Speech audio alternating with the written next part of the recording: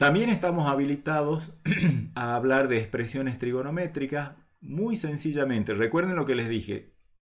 Yo voy a intentar definir un seno de un número complejo, coseno de un número complejo, de modo tal que cuando el complejo sea un real, se cumpla lo que ya sabemos, porque no queremos patear el tablero tan fieramente, lo que queremos es extender, no cambiar. Entonces, fíjense que para tita, cualquier número real, la notación de Euler era e a la i tita coseno de tita más i seno de tita. Por lo tanto, e a la menos i tita va a ser coseno de menos tita más i seno de menos tita, y por la paridad e imparidad de las funciones coseno y seno, va a ser coseno de menos tita es coseno de tita y seno de menos tita es menos seno de tita. O sea, estas dos expresiones valen para cualquier tita real. Y por lo tanto, fíjense, si las sumo miembro a miembro, se me van a cancelar esto con esto y me va a quedar 2 coseno de tita igual a e a la i tita más e a la menos i tita. Por lo tanto, coseno de tita igual a e a la i tita más e a la menos i tita sobre 2. Y si resto miembro a miembro, se me van a cancelar estas, me va a quedar acá i seno de tita menos i seno de tita, o sea, va a quedar 2i seno de tita igual a e a la i tita menos e a la menos i tita, despejo seno de tita y me queda eso. O sea que estas fórmulas vinculan la expresión exponencial e a la i tita, en realidad la fórmula de Euler, con las funciones trigonométricas seno y coseno. Y como yo quiero ahora definir seno de z, donde z es cualquier número complejo, no necesariamente un real, pero quiero que cuando sea real se cumpla lo que sabemos de las funciones reales, la mejor forma es usar esto a tita, en vez de hacerlo real, ahora hacerlo complejo, y si es complejo llamarlo z. Dado z en complejos, vamos a definir las expresiones trigonométricas de z mediante las siguientes expresiones. El seno de z va a ser e a la iz más menos e a la menos iz sobre 2i.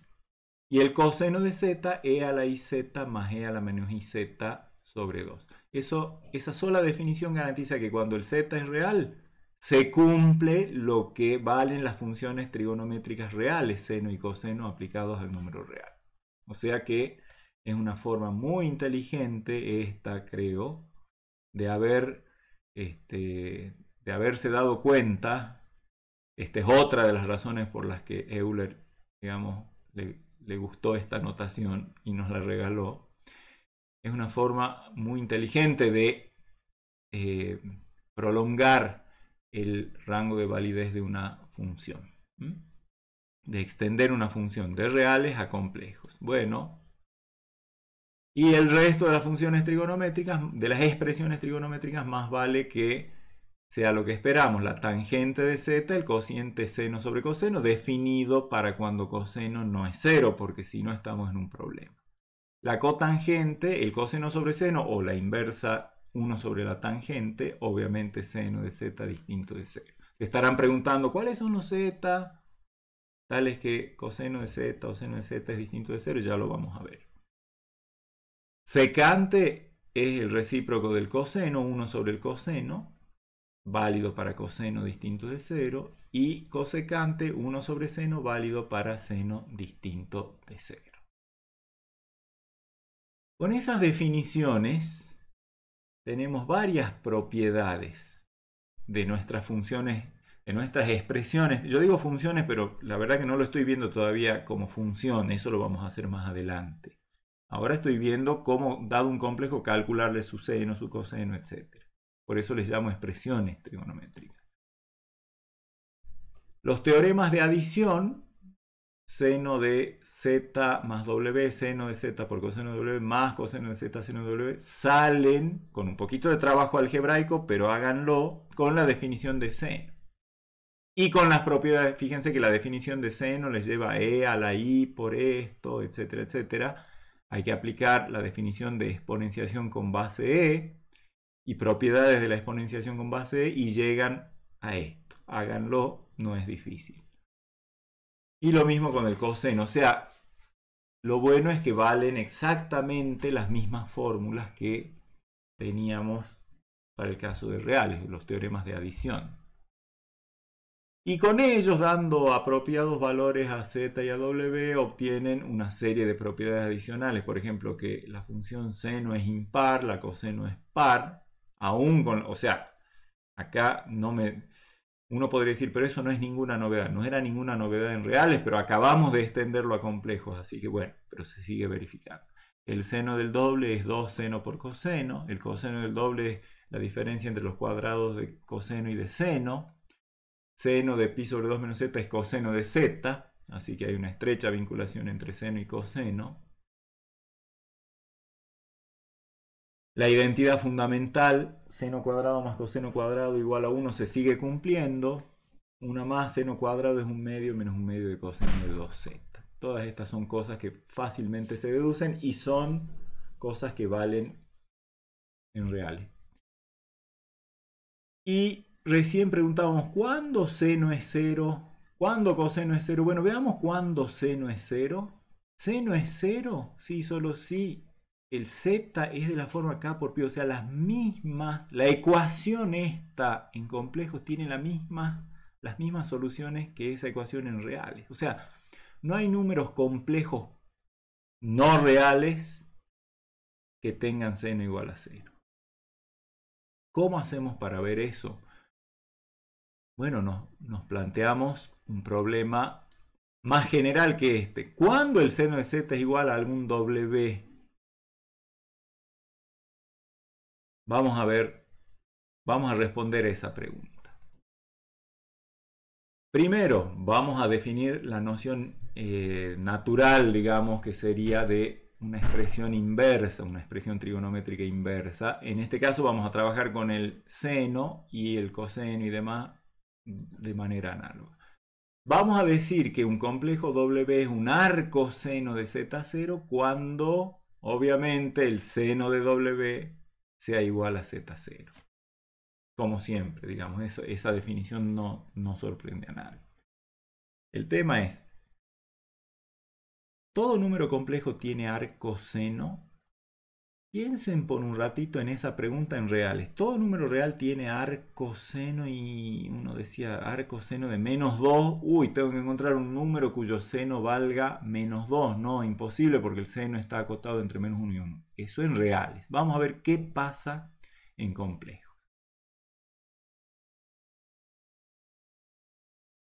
Obviamente, si seno de W tiene que ser igual a Z0, Z0 tiene que ser, bueno, ¿cómo hemos definido el seno de W? E a la IW menos E a la menos IW sobre 2i. Esa es la definición de seno de W que hemos dado hace un ratito.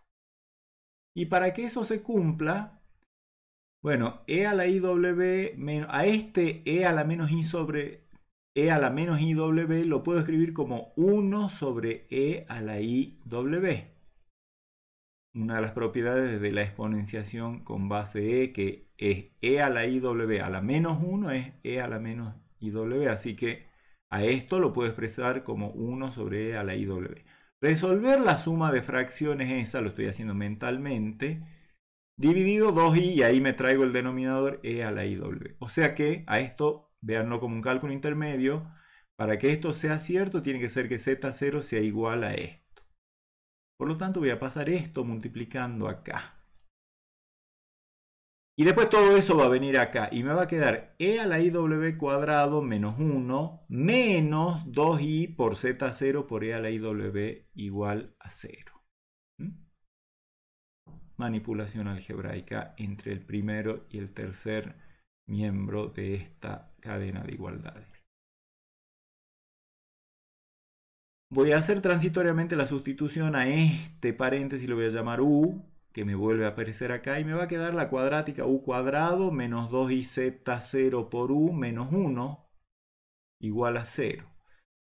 Como en cualquier cuerpo vale la fórmula cuadrática, por lo tanto, menos b más menos raíz cuadrada de b cuadrado menos 4ac sobre 2a.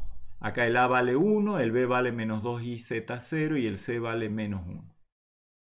Cuando haga b cuadrado menos 4ac me va a quedar un... Bueno, todo esto elevado al cuadrado. El signo se va a perder con el cuadrado, pero me va a quedar 2 al cuadrado por i al cuadrado por z0 al cuadrado, que sería menos 4 z0 cuadrado.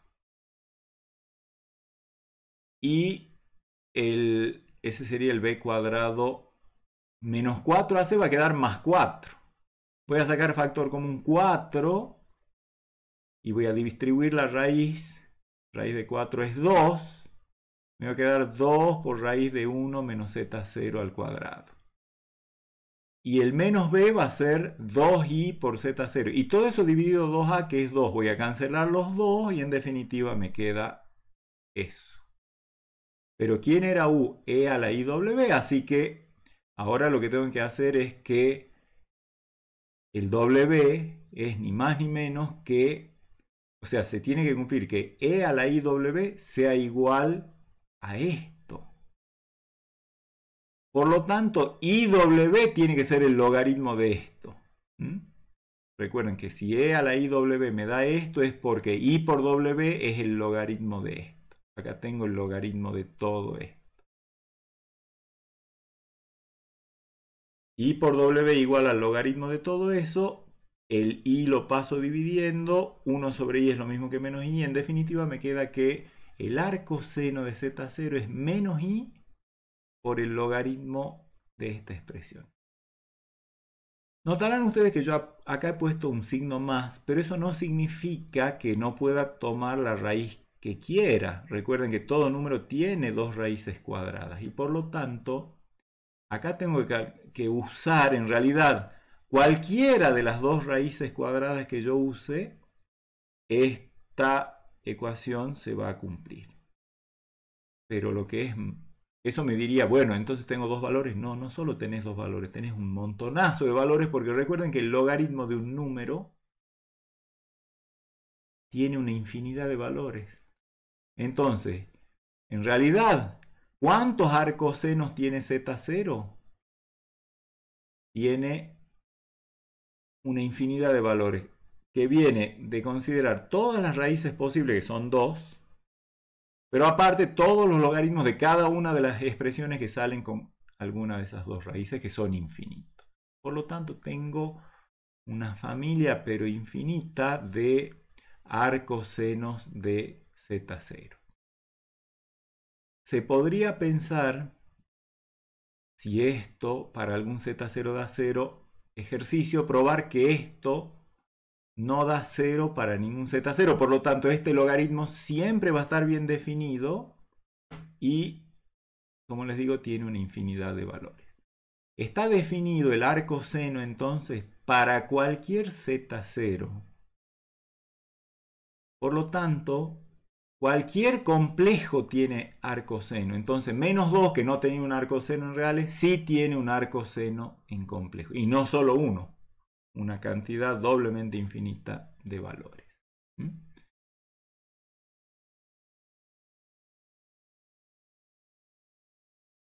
En particular, eso me dice la función, cuando veamos como función, o la expresión seno de un número complejo, sabemos que, por ejemplo, seno de un número real está acotado entre menos 1 y 1, pero esto me está diciendo que la función o la expresión seno en complejo no tiene módulo acotado. Es lo que nos está diciendo esto. Y eso también acuérdense de ahora en más, así como en reales logaritmo de menos 1 no existe, pero en complejos sí. Bueno, en complejos hay un número complejo cuyo seno da menos 20. Hay un número complejo cuyo seno da 800. Bueno, a los efectos de completar una batería de expresiones que después nos van a permitir definir buenas funciones, veamos las expresiones hiperbólicas. ¿Se acuerdan que en reales qué era el seno hiperbólico de un número real? Era e elevado a la x menos e a la menos x sobre 2, y el coseno era e a la x más, el coseno hiperbólico de x era e a la x más e a la menos x sobre 2. Bueno, eso hace que sea natural definir las expresiones hiperbólicas de z para z complejo y que cuando las restrinja reales se comporte como reales de la siguiente manera. Seno hiperbólico de z, e a la z menos e a la menos z sobre 2. Si z es real, coincide con nuestra definición de seno hiperbólico de un número real. Lo mismo el coseno hiperbólico. Y lo mismo con la tangente hiperbólica. Seno hiperbólico sobre coseno hiperbólico. Necesitamos que el coseno hiperbólico de z no sea de esta forma. Esto, digamos, uno por esta definición se puede preguntar cuáles son los valores de z que anulan el coseno hiperbólico. Y, o sea, cuáles son los z tales que coseno hiperbólico de z me da 0. Haciendo como las ecuaciones que vimos hace un rato en las expresiones trigonométricas, sacamos que los z que anulan el coseno hiperbólico son los de esta forma. Pi sobre 2 más kpi, todo eso por ahí son números imaginarios puros. Por lo tanto, para que la tangente esté bien definida, esto no tiene que ser 0, así que z no tiene que ser de esta forma con k en z. Lo mismo la cosecante, 1 sobre seno hiperbólico, la secante hiperbólica, 1 sobre coseno hiperbólico, y la cotangente hiperbólica, coseno hiperbólico sobre seno hiperbólico, o 1 sobre tangente hiperbólica. Estas definiciones permiten inferir varias propiedades, pero la fundamental es que seno hiperbólico de i por z es i por seno trigonométrico común de z, así que hay todo lo que uno quiera estudiar de funciones hiperbólicas lo puede estudiar a través de funciones trigonométricas. Por eso es que más que nada nosotros en el curso nos vamos a concentrar en expresiones trigonométricas, pero bueno, como les digo, por razones de completar, digamos, una batería de ejemplos, estamos viendo las expresiones hiperbólicas. Y el coseno hiperbólico de i por z es el coseno de z directamente. Así que con eso se sacan rapidito varias propiedades como que también son conocidas en los reales. Por ejemplo, que el coseno al cuadrado menos el seno hiperbólico al cuadrado me da 1. El seno hiperbólico tiene teoremas de adición. Que el seno hiperbólico al cuadrado más el coseno hiperbólico al cuadrado es el coseno hiperbólico del doble de z, y un montón de otras propiedades se pueden deducir. La mayoría de ellas son expresiones parecidas a lo que las funciones hiperbólicas restringidas a reales tenían. Las funciones hiperbólicas inversas, obviamente, ¿qué va a ser un arco coseno? Algunos libros llaman argumento coseno hiperbólico, nosotros le llamamos arco aquí. Un arco coseno hiperbólico de un complejo Z0 va a ser un W, tal que el coseno hiperbólico de W sea Z0, y la forma de encontrarlo es muy análoga a la que hemos visto, la forma de encontrar el arco seno trigonométrico para un complejo Z0. Se pasa una ecuación cuadrática y después se recupera y se despejan las incógnitas y termina esta expresión. Pueden, a título de ejercicio, hacer esta deducción ustedes a modo de entrenarse. Y finalmente, la última operación que vamos a ver es potencia en general. Si yo tengo que hacer un complejo elevado a otro complejo, bueno, ya tengo algunos casos. Nosotros hemos visto un complejo elevado a un entero, un complejo elevado a un fraccionario. Ahora vamos a ver un complejo elevado a otro complejo. Entonces, dados z y a números complejos, vamos a suponer que el z no sea 0, porque 0 a la 0, por ejemplo, puede tener problema. Entonces siempre vamos a definir expresiones de potencia z a la a con la base distinta de 0 y distinta de e, porque el caso e a la a ya sabemos cómo hacerlo y es lo que hemos definido acá. Entonces se supone que esto es para cuando z es un complejo ni 0 ni a, y a es un número complejo. ¿Cómo la vamos a definir? De manera que nos recuerde a una propiedad que queremos que se cumpla, que es de alguna manera que la potencia es una especie de operación inversa del logaritmo. Fíjense, en definitiva, a z a la a la vamos a definir como e elevado a la a logaritmo de z. O sea, a la base nos la vamos a llevar al exponente, pero con un logaritmo. Piensen que si a fuera igual a 1, esto sería z igual a e a la logaritmo de z, y uno espera que eso sea una identidad. Y en general, entonces z a la a es, por definición, e a la a logaritmo de z. Ahora, cuidado. Logaritmo de z, cualquiera de los valores del logaritmo. Acá no hemos puesto logaritmo principal, hemos puesto logaritmo al que me importa, y eso es una infinidad de valores. Por lo tanto, z a la a va a representar a una infinidad de valores, todos los que salen de aplicar. Acá tengo la fórmula del logaritmo, ¿se acuerdan? Logaritmo del módulo de z más i por el argumento de z más 2kpi con k en z. Pareciera, de nuevo, acá, que ¿qué pasa si doy infinito? Si tengo infinitas posibilidades para acá, capaz que obtengo infinitos valores para esto. Bueno, vamos a ver dentro de un rato que eso no es tan así. Hay casos en los que sí y casos en los que no. Pero quiero que vean ustedes el conflicto que se me presenta. Si tengo que calcular z cuadrado, ¿lo calculo con esta fórmula que aparentemente tiene infinitos valores? ¿O lo calculo como z cuadrado con la potencia entera de z? Vamos a ver que da lo mismo, afortunadamente. Pero primero veamos un ejemplo. ¿Cómo calculamos i a la 1 más i? Aplicamos la definición y hacemos e a la 1 más i, el exponente, por el logaritmo de la base. El logaritmo de i es el logaritmo del módulo de i. El módulo de i es 1 y el logaritmo de 1 es 0. Por eso esta parte que está acá es la que representa el logaritmo de i. El 1 más i es el 1 más i. Entonces el logaritmo de i es 0. Por eso acá no aparece. Más argumento principal de i. I es un complejo que está sobre el semieje imaginario positivo. Argumento principal pi sobre 2. Más 2kpi, dice la fórmula, todo eso por i. Hago el producto de este complejo por este complejo. Acá está, les dejo a ustedes después que chequeen esta cuenta. Si encuentran algún error me avisan, espero que no.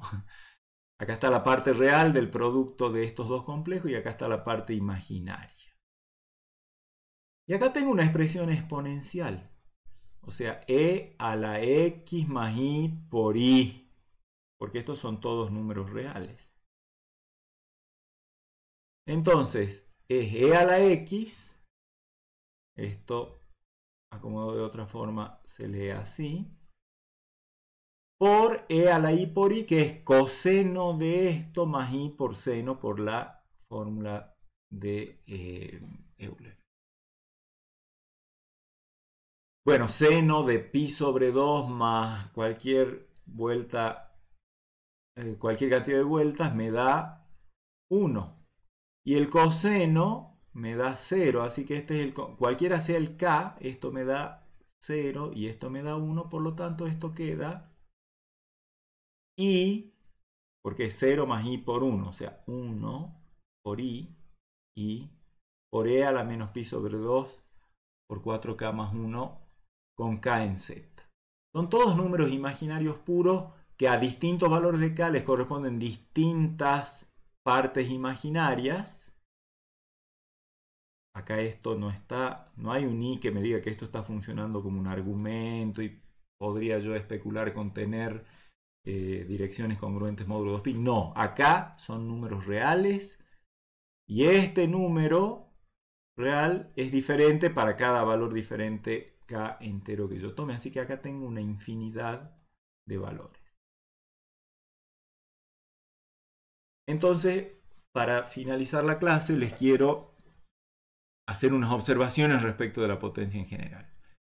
Cuando yo tengo que calcular z a la a y el z es e, o sea, e a la a tiene un solo valor que se calcula como e a la parte real por e a la i parte imaginaria, como hemos visto en esta sección de cálculo de e a la z. Si a es un entero, o sea, yo tengo que calcular z a la a y a es un entero, ustedes van a chequear en uno de los ejercicios que en ese caso z a la a tiene un solo valor y coincide con el de la fórmula de potencia entera. Menos mal, porque si no, miren, si yo para hacer una misma cosa tengo que adivinar con cuál receta hago, bueno, estamos locos. Pero no, hay consistencia total. Si tengo que calcular z a la a, donde a es un racional, z a la a tiene un número finito de valores. Y coinciden con los de la, si a es racional, es de la forma m, z, digamos, a racional, es de la forma m sobre n. Y esto queda como de la forma z a la m sobre n, que es la que usamos y vimos allá en la radicación. En particular, cuando el a tiene la forma 1 sobre n, z a la 1 sobre n coincide con raíz enésima de z, y eso es la razón que yo les decía hace un rato de por qué a veces al símbolo de raíz enésima de z se lo escribe z a la 1 sobre n. Porque esto, calculado con la fórmula de la potencia en complejos, coincide con la fórmula de radicación que hemos visto. Bueno, y así terminamos con esta unidad 1, en la que hemos visto todos los conceptos básicos y fundamentales que nos van a permitir en las clases posteriores y a lo largo de todo el curso desarrollar una teoría adecuada sobre los fundamentos del análisis complejo. Así que nos estaremos viendo en una clase que viene. Hasta luego.